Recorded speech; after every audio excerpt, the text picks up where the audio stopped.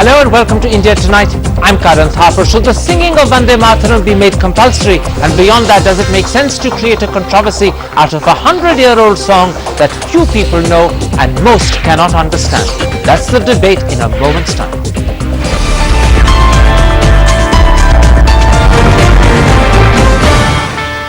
September 7th will mark 100 years of Vande Mantaram as the national song.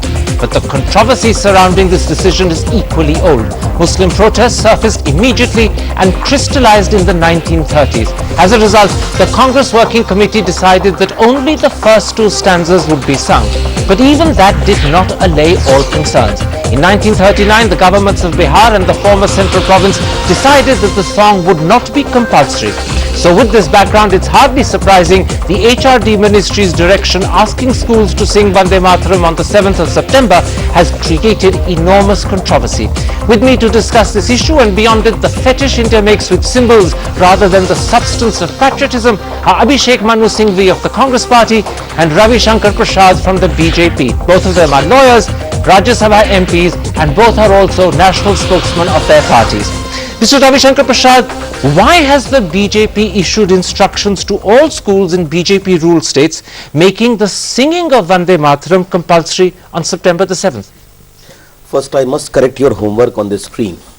On the 24th of January 1950, the Constituent Assembly unanimously accorded Vande Mantaram the status of national song on par with national anthem Jana Gana Mana. And by the way, Karan, I don't know whether you know Jana Gana Mana or not. I'm sure you will not be knowing the meaning of it. And you will not be able to sing it also. It doesn't mean that you should disrespect it. I have neither disrespected it, nor is your correction actually appropriate, because nothing that I said in my introduction at all affected the point that you made. You missed out 1950. Now let me complete the question. But you haven't even answered it. At the moment, you've deflected me. Why have you made it compulsory in all BJP I'm coming schools? to that. You said 100 years. Mr. Arjun Singh UPA government had come with a program of centenary celebration for the last 1 year. 7th of September was the conclusion. Arjun Singh wrote a letter to all the chief minister. It should be sung as the befitting final. Now Mr. Bukhari in Delhi and two ulemas from Sikandrabad object. Mr. Ravi Shankar Prasad, why has the BJP made it compulsory? Just answer the question rather than deflect it with detail. Mr. Karan Thapar, if you will not allow me to go, the context is important. Now, these three gentlemen, no Muslim body protest, no personal law board resolution, and Mr. Arjun Singh buckles. It is optional. The point is not of mandatory singing or directory singing. The point is, are you willing to give respect to Vande Mantaram, a national song? That is the point. That's still not an answer to my question. So let me repeat it once again in the hope that this time you'll address the question. Why have BJP governments been ordered in all BJP ruled states to make the singing of Vande Mantaram compulsory at 11 a.m. on the 7th of September? Because seeing the meek surrender of Congress party because of vote bank politics, in deference to Vande Mantaram because of centenary celebration, the BJP has decided two things. A, on 7th of September, the party will organize functions to commemorate it. And B, in the BJP ruled government, the instructions of Arjun Singh has been conveyed. Please see that in the schools it is sung. That's all. By me. And point is this. Can I interrupt? Just a minute. For 1 day, for 2 minutes, you cannot sing this song. Can I interrupt? Is the point. Let's leave the polemics aside. Let's stick to the facts. It is important. In 1998, when Kalyan Singh was Chief Minister of UP, orders were given to make the singing of Vande Mantaram compulsory. Both Mr. Vajpayee, who was Prime Minister at the time, Mr. L.K. Advani, who was Home Minister, publicly said that they disagreed with the decision. The Kalyan Singh decision was then rescinded within 2 weeks, and the minister concerned, Ravindra Shukla, was sacked from the cabinet and accused of irresponsible behavior. Why have you reversed your entire party position in 8 years? The reply is twofold. A, that was a decision taken that every day in each school it should be sung. Therefore said no. Here is completely different because only 1 day, 2 minutes because of centenary celebrations. And B, by the way, in 1991, the General Purposes Committee of Lok Sabha had decided that the inaugural of session shall be by Jana Gana Mana and conclusion by Vande Mantaram. That's got nothing to do with 1998 or the singing in schools. You're very good at deflecting attention by bringing up irrelevant erroneous details. That is important, Karan. Please let me say, complete this. Please. Now, would the Congress, under pressure from some Muslim MPs or leaders, discontinue Vande Mantaram? Mr. Ravi Shankar Prasad, please stick A to the question and B to relevant details rather than just deflect it with a lot of talk. let me turn to you and put it like this. The decision to sing Vande Mataram on the 7th was taken by the HRD ministry to mark the centenary of Vande Mataram as the national song. Is it not contradictory to ask all schools to sing it and then to turn around and claim that it's not compulsory? You're absolutely right. A circular was issued which did not have the word compulsory.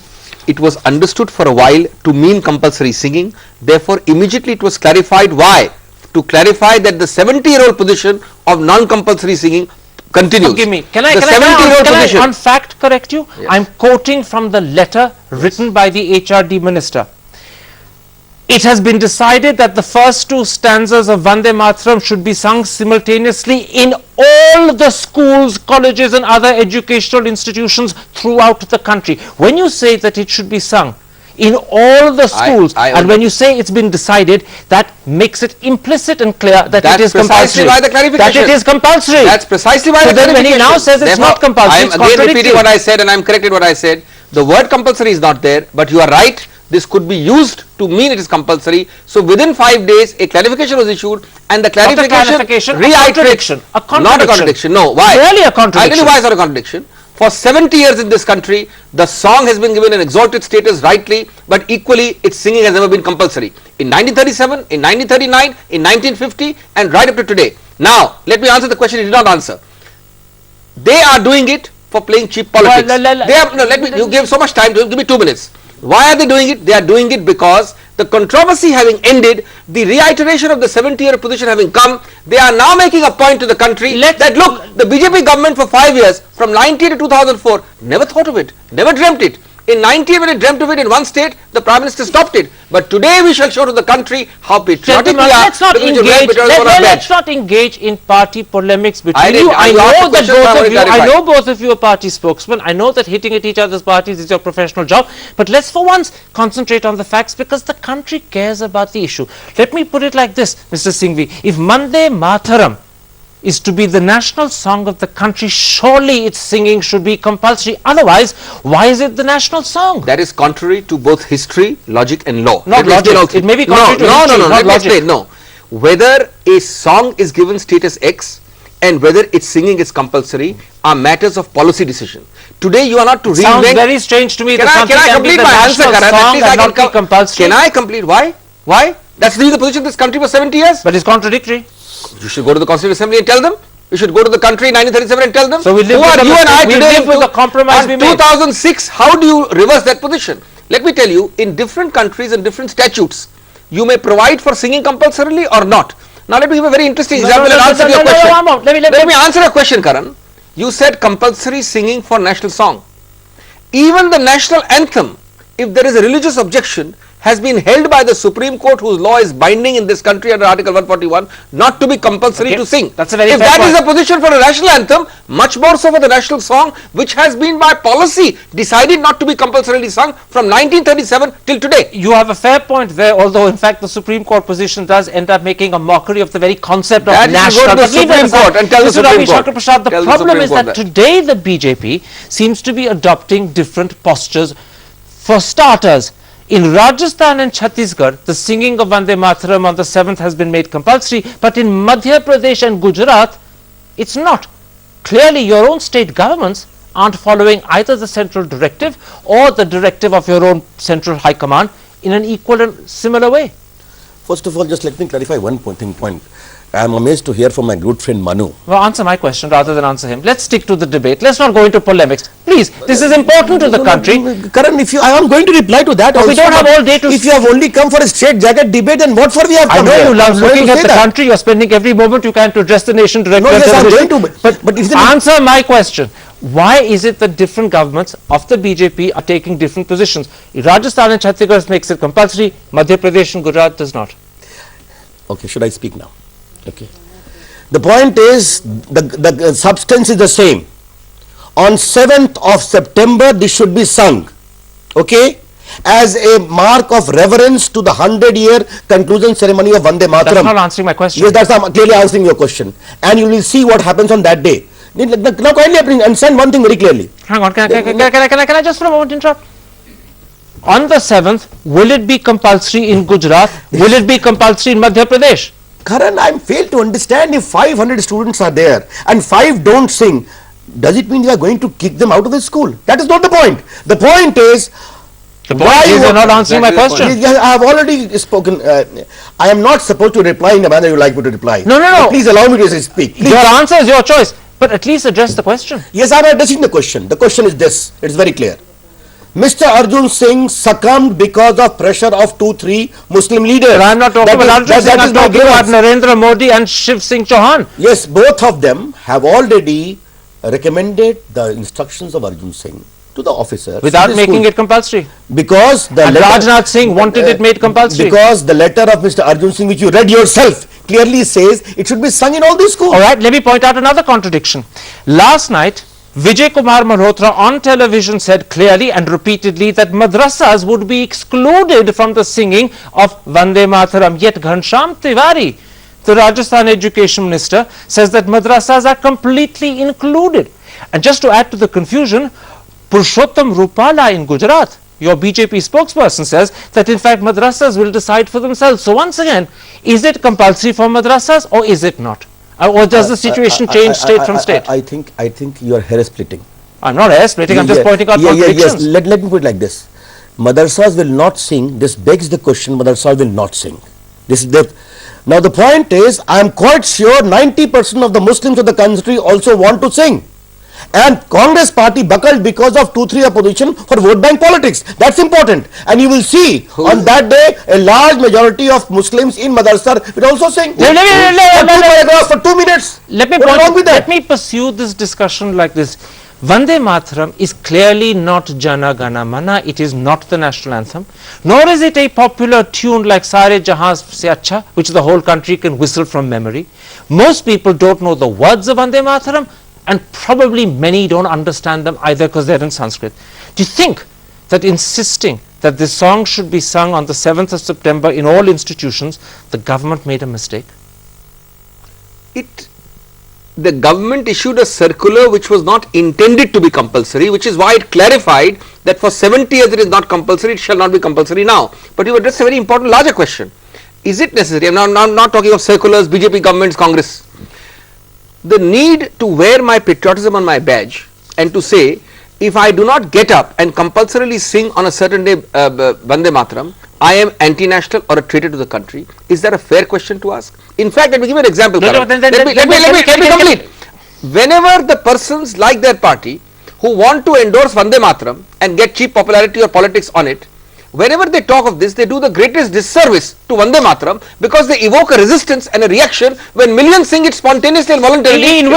In which case, would you also agree that the initial instruction from the HRD minister in a letter which he signed, which clearly made it a compulsory act on the 11th, on the 7th, was in fact itself a disservice? Would you accept that? No, you are trying to extract an admission from me which is not necessary. The same HRD minister clarified within 5 days that what I meant by the circular is what is happening for 70 years. I know what I meant by the circular. I'm terribly sorry. It should be sung respectfully, but not compulsorily. That circular didn't mean to suggest it was optional. That circular clearly says it was compulsory. Let me assume for a moment that that's the way you read it. That's why the clarification came. I agree with you. Not a clarification, contradiction.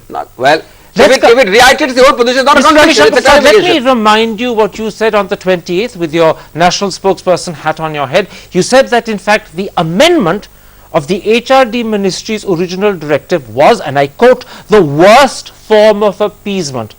Now that it transpires that in fact your own governments in Madhya Pradesh and Gujarat are not making it in fact compulsory, and now that I have informed you that in 1998 Mr. Advani and Mr. Vajpayee themselves said clearly in public that the singing was not to be compulsory, are they appeasers as well? Now I hope you'll allow me to answer that this time, please, Karan. When I said appeasement, let me again say, no one demanded except 3, Mr. Bukhari in Delhi and 2 ulemas. No responsible, structured, organized Muslim body or intellectual opinion sought Mr. Arjun Singh to retrace. What about 98 when Mr. Vajpayee, Mr. Advani declared that the singing wasn't compulsory? Therefore, please. Therefore, 100-year celebration for 2 minutes for 1 day you cannot sing. That is very important. The question is the respect. 98 So then Gujarat, which is not making it compulsory, is it an appeasing government? Narendra Modi and not the least. But your logic would suggest that. Not. They have all said that the circular of Mr. Arjun Singh, as originally stood, would be conveyed. And as far as 98 is concerned, it was clearly. Oh, please, it is worse, Karan, I'm sorry. Just a moment. For 5 years they did not have it when the government was there. They didn't have Purushottam Rupala on the 29th of August says, in madrasas where we know the authorities, we will request them to follow. We will not force anyone. It is up to them. It's clearly not compulsory in Gujarat. Karan Thapar, therefore this shows the responsible conduct. Please allow me to speak. I don't know why today you are interrupting me so much. I'm sorry. I'm thinking of walking for your discussions. Please allow me. This is a very sensitive issue. The nation must know what I want to say. What I want to say is this has been raised because of centenary celebration. Therefore, we are requesting, and kindly wait for 7, people will sing for 2 minutes, because the UPA government has buckled for appeasement because of 3 persons. Therefore, show respect. That is the point I just want to answer the appeasement by one question in 1 second. I'm going to take a break. You've all answered each other. I'm going to take a break and come back and pursue the bigger, wider question. Why does India make such a fetish of symbols whilst ignoring the substance of patriotism? And are we right to make such a fuss about a song that most people don't know and cannot understand? We'll be back in a moment's time for the wider discussion. See you after the break.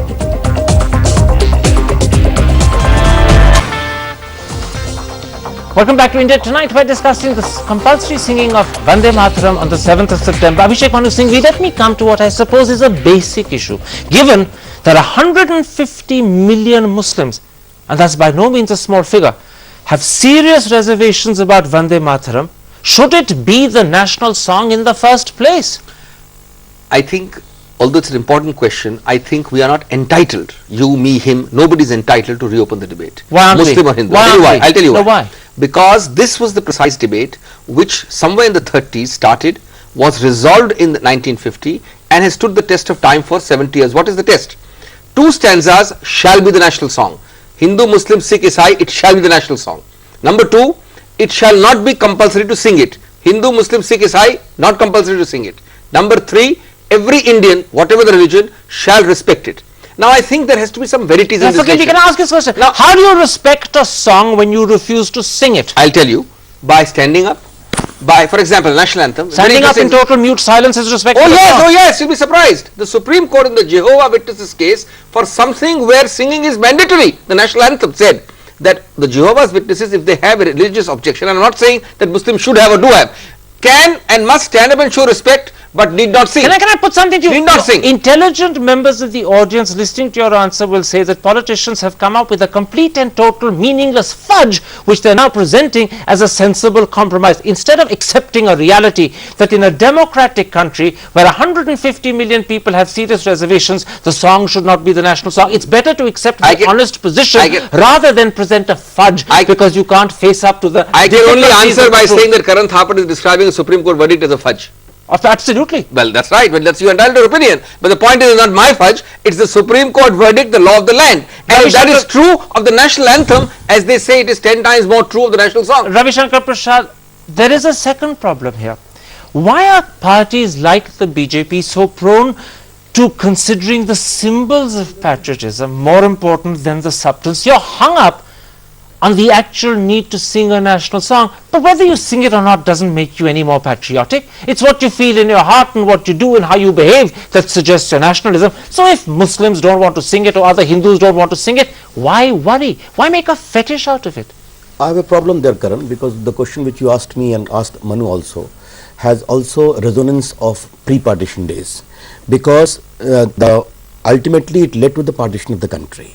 And once the constitution has adopted this is a national song, this debate cannot be open and ought not to be opened, because all the Muslims who chose to stay in India voluntarily accepted India as their motherland, a constitution as the paramount law of the land, and the matter should end there. Because reopening that by itself, I always say, means vote bank politics. That's the first part. In other words, this fudge you're saying is essential to the integrity of India. If we face up to the truth that lies beneath it, somehow our country will splinter apart. Surely that is insecurity, not reality. I put it to you that 57 years later, India can live with the truth And some truths may be difficult, but we can accept them. Karan Thapar, there is a fundamental difference in your thinking and our thinking and many of the nation as well.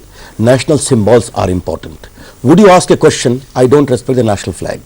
Let me ask you, in Jana Gana Mana there is Bharat Bhagya Vidhata. Tomorrow you will say it has got religious connotation. After No, where nobody said so. where it will, no, no, Why it should will, you say? the- Nobody has said it will so. come, people are saying in a सारे जहां से अच्छा is the best. Ravi ji, if you will say to the people through your political rallies that please say so, then people will try to say so. We're making excellent progress in part 2. Let's not dissolve into party polemics again. Let me pursue this thought about the importance of symbols, which is a point that Mr. Ravi Shankar Prasad made. And let me quote to you the example of the British. They make fun of God Save the Queen. In fact, they make fun of the Queen herself. They certainly don't make a fetish of singing it, and more importantly, most British people don't know the words after the first stanza, yet no one can accuse them of being short of patriotism. I want to answer your question in 2 points. One, let us not be carried away by Western symbols, by British symbols. Our ethos are different, our culture is different, so I don't agree Who's that decided what the that? British do Who's that, decided that? what the British Who do says that, we should copy it. Who's We should- decided that our attitudes to symbols is different? No, I am saying that our culture is different. Our attitude to elders or to symbols is definitely different from the European one. You have a certain degree of irreverence. For America tomorrow you will say in America you can burn the flag. Can you do it in India? You cannot. So that is not so. I don't agree with. I do agree with you on the other point. The other point is, why should it be necessary when you have parties like the BJP for every Indian to wear his patriotism on his flag, on his sleeve? Let's not That's the issue. let's That's not descend into party polemics again. I'm restraining you because I don't think it's a relevant point. I want to take up this business about whether we're really all that different from the British. Do you remember the days, Mr. Ravi Shankar Prasad, when the singing of the national anthem used to be compulsory after all cinema shows? And you probably remember how people would not even wait for the end of the film, make a mad, unseemly dash for the exit because they didn't want to be held up by Jana Gana Mana. I put it to you that by forcing things down the throats of people, you don't build respect. You in fact increase disrespect. Let them love the anthem or the song on their own and they will cherish it. Force them to do so, they'll mock it. Karan Thapar, then there is no need to sing it on 15th of August. There is no need to sing it on 26th of January. The same logic will apply. The point is, again I say 7th September is a symbolism of 100 years. And yes, in a nation, symbolism are important. And Vande Mataram is the legacy of our glorious freedom struggle. Let us not lose sight of that. Therefore, the Constituent Assembly also took cognizance of it. How can you ignore that? I always believe that once you have compulsion, you evoke resistance and you evoke disrespect. Take the example, a very telling example of Hindi in the 60s and 70s. Whenever we tried to ram Hindi down the south, there was resistance, people didn't learn it. Today, 90% of channels are Hindi. The South Indian, the average why Indian don't you apply speaks that Hindi logic much to more Vande spontaneously. Mataram? Why don't you apply I am that applying logic it. to You're not? I am applying it 100%. I am the one who's saying all along, Under do pressure not of have Ulemas. singing compulsory. It Under is his pressure party, of other Shah parties. I am Bukhari. saying absolutely not. Under pressure of Mr. You Bukhari. are on the contrary demeaning Ulemas the Vande ulemas Mataram. Just a minute, Ravi, let me yes. complete. You are demeaning the national song by making it compulsory. Today, when a South Indian goes to a television program, he doesn't bother. He may not be able to speak very good Hindi, but he participates Can I put something joyously, to you? fully, and positively. Can I put something to you? And we have only 20 seconds. Your sentiments as politicians, which both of you share, this insistence upon treating a song that no one knows as the national song, is out of sync with the country. Very quickly. I don't think nationalism is that cheap a commodity to be treated with the kind of almost contempt which we just heard from you.